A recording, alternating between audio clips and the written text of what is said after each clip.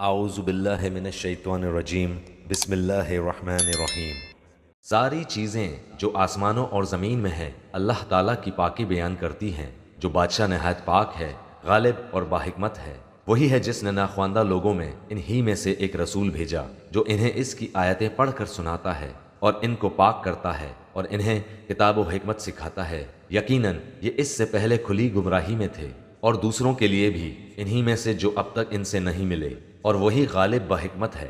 یہ اللہ کا فضل ہے، جسے چاہے اپنا فضل دے، اور اللہ تعالیٰ بہت بڑے فضل کا مالک ہے۔ جن لوگوں کو تورات پر عمل کرنے کا حکم دیا گیا پھر انہوں نے اس پر عمل نہیں کیا، ان کی مثال اس گدھے کی سی ہے جو بہت سی کتابیں لادے ہوئے ہے۔ اللہ کی باتوں کو جھٹلانے والوں کی بڑی بری مثال ہے، اور اللہ ایسی ظالم قوم کو ہدایت نہیں دیتا۔ کہہ دیجئے اے یہودیوں، اگر تمہارا دعویٰ ہے کہ تم اللہ کے دوست ہو دوسرے لوگوں کے سوا، تو تم موت کی تمنا کرو اگر تم سچے ہو۔ یہ کبھی بھی موت کی تمنا نہ کریں گے باوجہ ان اعمال کے جو اپنے آگے اپنے ہاتھوں سے بھیج رکھے ہیں، اور اللہ ظالموں کو خوب جانتا ہے۔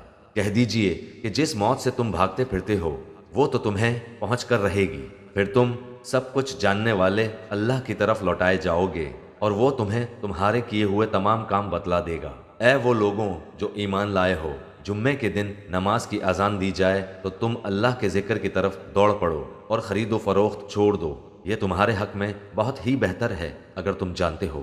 پھر جب نماز ہو چکے تو زمین میں پھیل جاؤ اور اللہ کا فضل تلاش کرو، اور بکثرت اللہ کا ذکر کیا کرو تاکہ تم فلاح پاؤ۔ اور جب کوئی سودا بکتا دیکھیں یا کوئی تماشا نظر آ جائے تو اس کی طرف دوڑ جاتے ہیں اور آپ کو کھڑا ہی چھوڑ دیتے ہیں۔ آپ کہہ دیجئے کہ اللہ کے پاس جو ہے وہ کھیل اور تجارت سے بہتر ہے، اور اللہ تعالیٰ بہترین روزی رساں ہے۔